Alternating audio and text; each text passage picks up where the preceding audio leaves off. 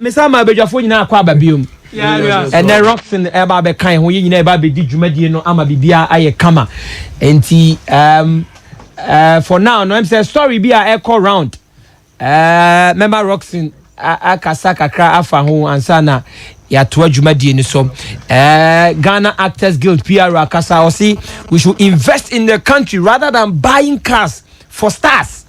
So I say asama no kanono and people are also saying say stars no endorse John Mahama because of cash. Now they say Rockson, would you not be a partner saying also endorse political party? Be I just want to know. Oh, in fact, politics are more come across and the cramo. The tea makers and say, Obia can't you pay? They come out a month for research into issues, a month for any findings.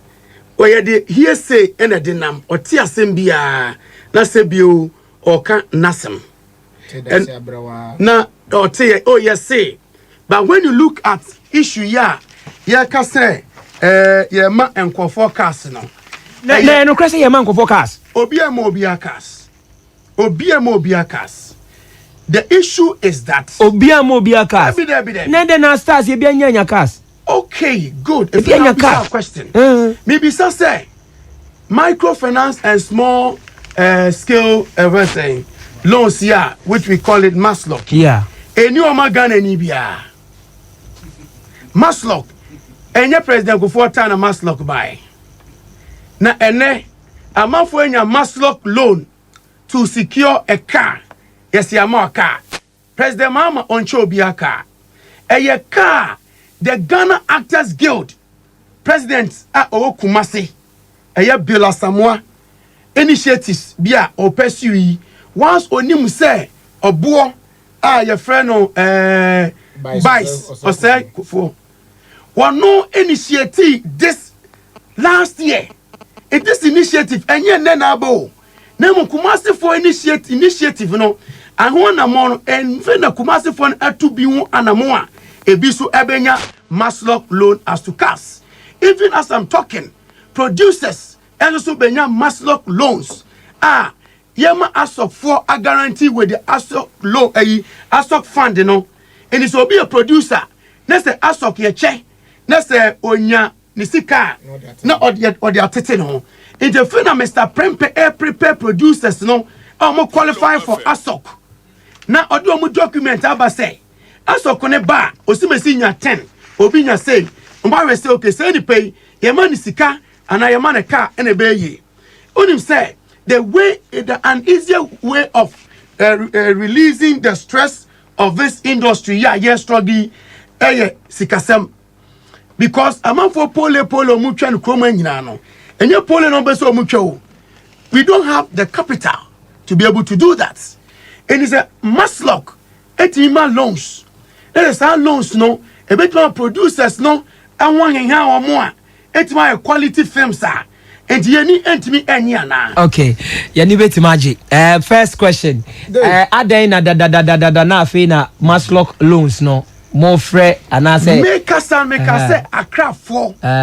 It one a mono as at last 1.5 years. But this year the young say but amount for why it is so is that Kumasi for most of them no at the political entanglement at the Afra there's only politics at Chitri Asemono. It will move to one more na confusion and stress. How many say Kumasi a film industry it is highly political.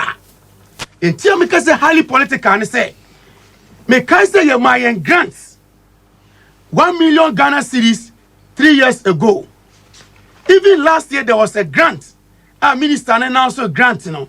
Obian to one amount say oko. Hey, the amity and say okwa ye share political affiliations and the amount. Never true. That is what I heard. Mamima instances.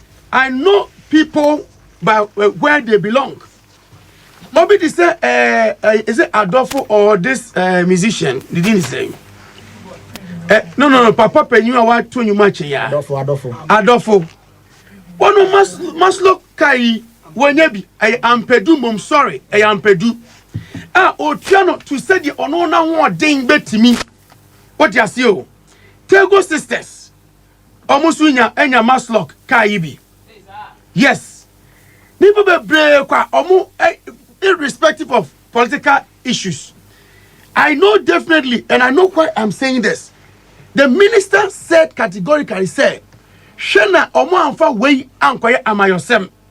Na if you kumasi for no year now bill presenting na you know. Mamri say komu hold on after elections. If you like, nothing no more holding on after elections. But and you know that is the problem now. Listen to me. I say abine elections. Who knows what will be the outcome? And you know, say opportunity ni one dia. He is applying for his people, and that is how Bill apply man and call for. Okay. Into omo funding, omo first like ube tuyebi asha siye no. Omo sha siye. E kakaka do point B. Cannibal is saying. Ose. Cannibal is saying. Cannibal. Me nimnebo. Okay. But Mati say, Obia ne kano ne brand. And you are saying answer the amount. 10,000 Ghana cedis. Answer the amount. Answer the amount. No month biano. Okay. Ebe jina nipa kra. A friend say, oh yeah, any business. First, some of the questions they say, month, we are saying, nipa dodo say na share woman. Okay, that's a must. Bank bank and I need juma. To be just information when you what the obi campaign. What do you say? Do you guys what the obi campaign? Time ben na would try ye any sunny mano. And so oh, so we are master we are. Say be over to me. And you the panning in it's still ongoing. A be apply. Is it for the creative arts industry? It's for the creative art industry. Now, industry no so no obiane association or join. The association be and I do more request buy. Now producers so do more request a day at the bar. And more request on the buy, you know. Make as adverse 2-3 weeks ago no. And a be started ye as Boa the be call where the be call obia apply. Okay. So people are applying for Rockson, the mass lock loans. Yeah, Rockson, you're doing all the talking. Nana, Agya Koo. Nana, person also will be a sending message. Na me say busa question me ambas me. Busa no. Na person me busa me nua panyin say. The engineer say mass lock. E wo ho dada. But I have for investment in businesses. Now then I feel the cars.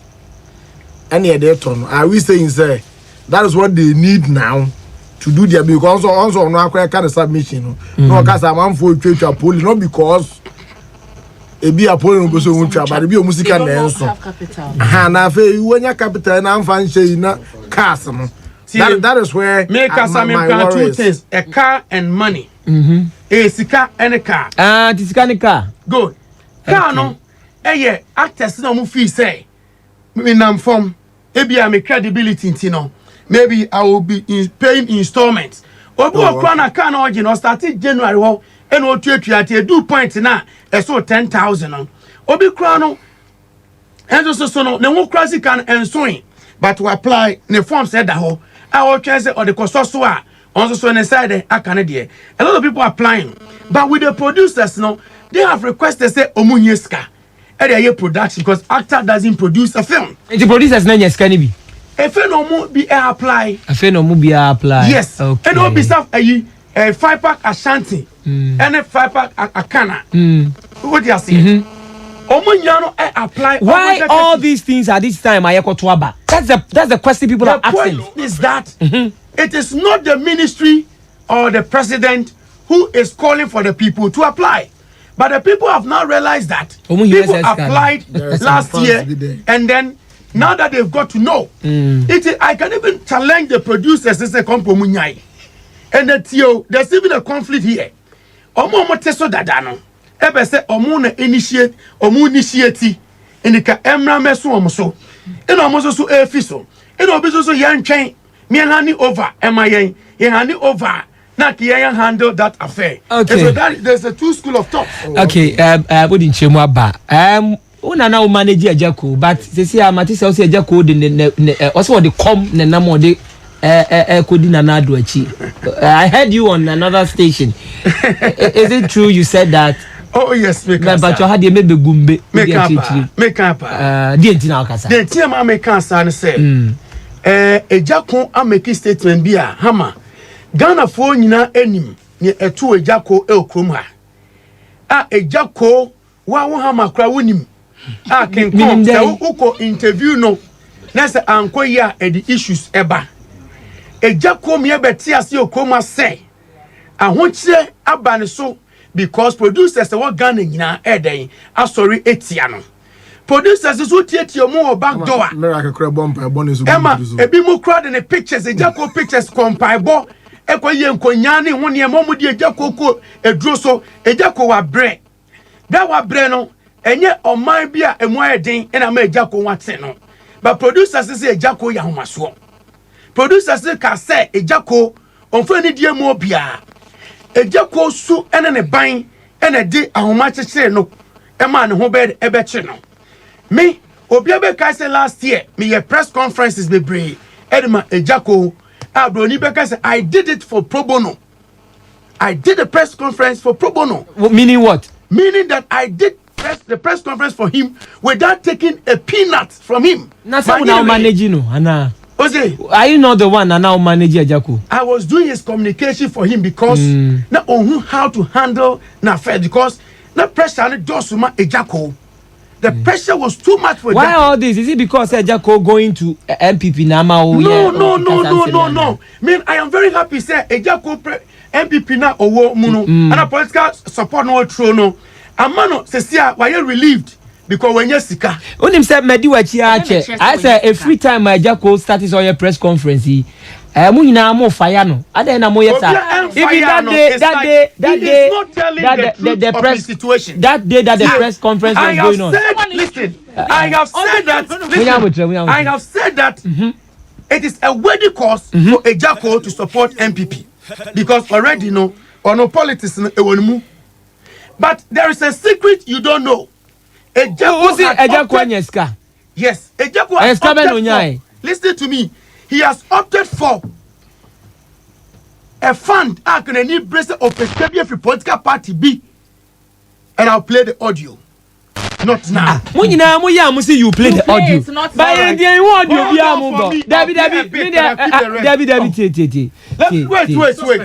Wait.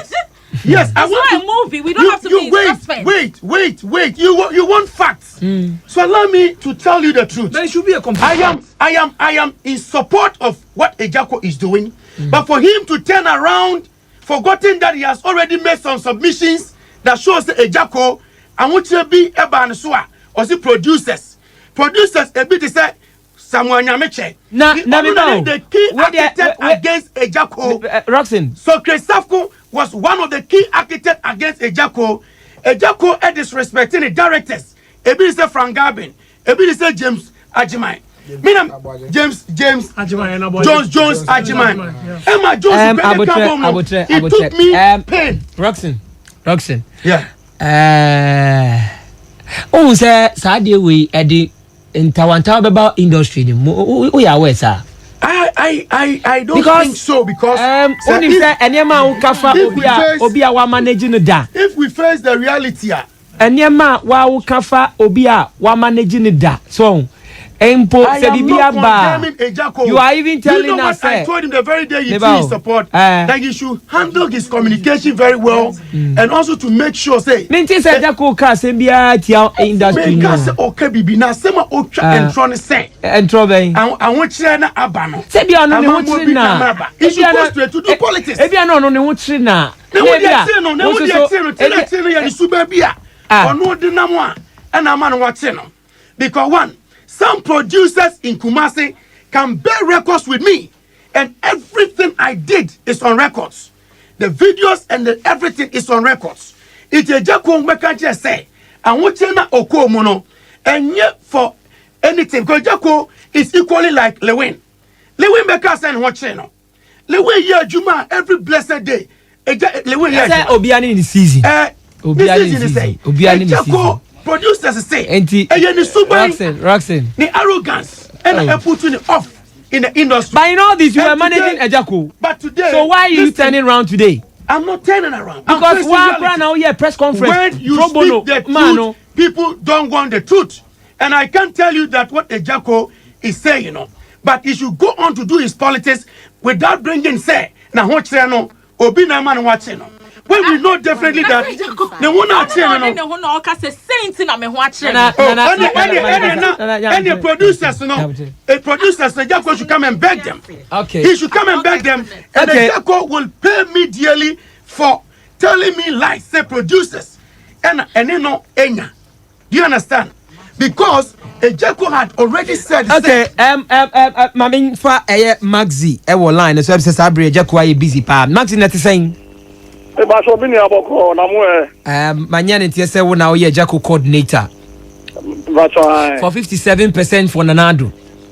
No clear agenda 57 for Nanado. Okay, Rockson wa say and inshallah yani Rockson di juma wa na allegations bi a oyetia Agya Koo ni epese ni Agya Koo na akasa mpacho wo hinfa be ba cho Agya Koo okwa aka Pama ya da jumajina di wa Asante Radio no na e say de ko kire party ra e di de ko Nanado ho ye wi de ko president ko for no ama omo nyina omo je ni feso okay because Agya Koo di oro no so ba say o be ye di wa oni bie for the same no mienu ono ko onye loro nko abedi ehu na onkwade ka no nko annam na ne ma e ma ho nkyere wo mo okay tie me ba nya se me twa wa no ka no Rockson aba wa be chirichiri mo say Maslock and this aka na ma actors and actresses enti mbajo wati bibi sa me ba so o pa say ai fa de ka de ma say Maslock initiative ai wo da enti nya de mo de ma sa I actors na say why just me see car Maslock initiative omode ma actors no ha me ba cho ina sabi organa ATS ne organa say na president Muhammad ani ne NDC for buy and empedo say na o ma check out ya mata ayina o kan ko say 3 months lesson o cha sa din ya mo mo ko o ma say mo so mo no me campaign ma mo and o mu timi ko ye Agya Koo be film no ko show mo na o ba ton ka sa sa no okay ujiri say je ko so bia me ai me won bi obi amani kwansi o what is senior area was no the man ko no on trauma man mo to bo na do but obi so ya campaign na what me ajo man no na oba health insurance ani ne ma nko for mesu amanfo ya na o mo ewu no Maxi na man so twa no ba ti only wa ma so de yefo na na so dom yefo na ma o ma ko de ka o ayu o mu hu de o mo ya abo mo tri so no Maxi obi ya allegations bi wa ha say Agya Koo enka NDC na nko peso oko na niema bia nko yie ana oba MPP nti ode ne yefunu ne nam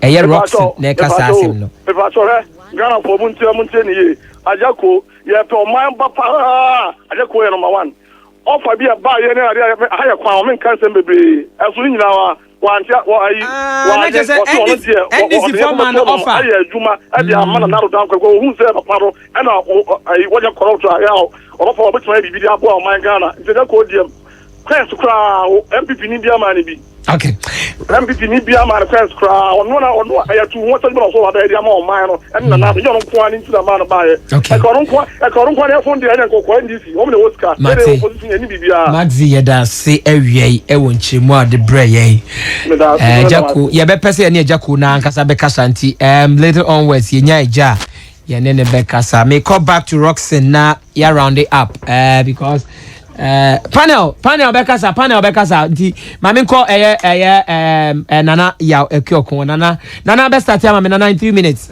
your stories no yeah Dave, yeah interesting. Rockson Rockson questions be about how to the transit me ba me nwie Dave, I think we have interesting times ahead. yeah Now, this elections, I'm saying by the Dave Totondi bonso am na dem yenchirim bi. And no my question in no. Dave, I think say no krebi and I sabi sometimes it be yanka. Intinana ekoboba na sa no. Yeah, you say Rockson ebo voice bi achema da Agya Koo voice ana. Aye. Oni nkomodi o media. Aye, Agya Koo voice, purported voice na. And na meka no. Purported voice. Say Agya Koo. Na Agya Koo na play the air intin ya. No. Agya Koo confirm say on one. We not play no air. Agya Koo confirm say the voice means Agya Koo. Oh, it's Mr. Agya Koo voice. To me. To me, it's Mr. To me, Ebi Adenyo. To you, it could be Agya Koo. No, Ebi Adenyo. Yes, Ebi, you don't want to accept it. No. Conversation. Hey, can you help us by playing the audio for us? That's not going to use for the press conference. Then it can be re-edited. Most of my press conference. Oh yes. NDC for press conference. No, NDC. Me as a communicator for Agya Koo. What is the relationship between you and Agya Koo now? Munya questions. Rockson say over here. Rockson say the TV jina me nim catch say listen to me. Me dey had you met me gumbe o. Ah dey odi gumbe ba. Enye. Nana ya kyoko. Nana mama akwenya na the American say, you see, some of us no. I've always maintained my stance. I'm against young crowd here. Omoko into politics, no, because at any given point in time, no, all followers are MPP for, all your followers are NDC for, and to me, no, nanka remain neutral. At the end, they will be at Waba. They said, yeah, no more, yes, yeah, politics, but me could just boot to my Metwaba. Baby, I met to a quadia, minim yanko pon temasem. But because I said, me man for na me do musono, a BNPP for BNDC for BNPP for Nintino. So, Mimi, you and Nima, a bag I can cry, be crowd, be where NDC in no bar, or veteran who BNPP in no bar, veteran because we send me Jana. And when to stand at TSA, Omufansano, they are people I BNPP for BNDC for BNPP for. And you name the way your Ghana, your politics are polarized. Say obinya hu say o ha say ya the way on no dealing in be biasa entin fa say obi kwa hu ahi kura nti na say na okra me nto si di biem me nto we ni nyina wo ho but e ba ne say ube make choice so a me ne tem bia na dem can say are you making the choice because kebi obi di amount and as you are making the choice if you say what's the policies our economic situation no. And once a party A, party B bar, a beboa. Bayan has an illusion as if say, Omo who Munyandi at Titinano, a part to Yama West can away the tree, part to Yama West can away the tree, part to Yama West can away the tree. And another, it's a canteen on where's over. And no, it's just a Sunday at Titano. Sakobana is also there, and I will say it on every platform, say, they are not putting Ghana first. It's on bottom first. On bottom first. John Dumelo ni bottom. Agya Koo ni bottom. Fine. Agya Koo dey so one issue. Obi be ka say adwuma no omu ye no. Sikenti no omu ye dey. Fine. But na dey no musa no say. Eti sika na abeje no. Aso ebetimi ahwew 4 years to come. Say economic situation ni nye. Nu akwa akwaji say sika no. Nu akwa akwaji say sika no. Nu akwa akwaji say sika no.